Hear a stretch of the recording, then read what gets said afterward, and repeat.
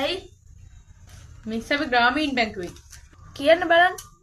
අපි ලෝන් දෙනවා. නෑ මට නම් ලෝන් එකක් අවශ්‍ය නෑ. නෑ ලෝන් එකක් ගන්න. ඔයාලට ප්‍රයෝජනවත් වෙයි. මට මොකද්ද දැන් ඕකෙන් තියෙන ප්‍රයෝජනේ? ඔයාට මුදල් ලැබෙනවා. එතකොට ආගවට පහසු කරගන්න පුළුවන්. දැන් ඕවගෙන් ඔයාට ප්‍රයෝජනයක් තියෙනවද? අපෝයි ඔව්. මට මේ වැඩේ ගොඩක් ප්‍රයෝජනවත්. ඉතින් ඔයාම ගන්නකො ලෝන් එක. නෑ අපි ඉන්නේ ලෝන් දෙන්න. හරි ඉතින් අපි මොකටද ලෝන් ගන්නෙ? ඔයාට මුදල් ලැබෙනවා. එතකොට ආගවට පහසු කරගන්න පුළුවන්. හරි. දැන් මගේ වැඩ පහසු වෙනවා කියමුකෝ. දැන් ඔයාට එකකින් තියෙන ප්‍රයෝජනේ මොකද්ද? මට එකෙන් ගොඩක් ප්‍රයෝජන තියෙනවා. ඉතින් ඔයාම ලෝන් එක ගන්නකො. ඇයි අපිට දෙන්නේ? නෑ අපි ලෝන් දෙන අය. ඔයාලා ලෝන් ගන්න අය.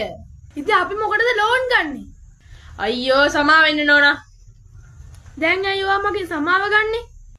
මෙච්චර ප්‍රයෝජනවත් දෙයක් කියලාත් ඔයාලට තේරෙන්නේ නැහැනේ මේක. දැන් ඔයා මොකද්ද මට කියන ප්‍රයෝජනවත් දේ?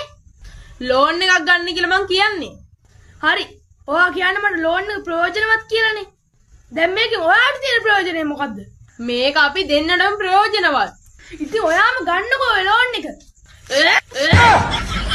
ये भगवान क्या जुलुम है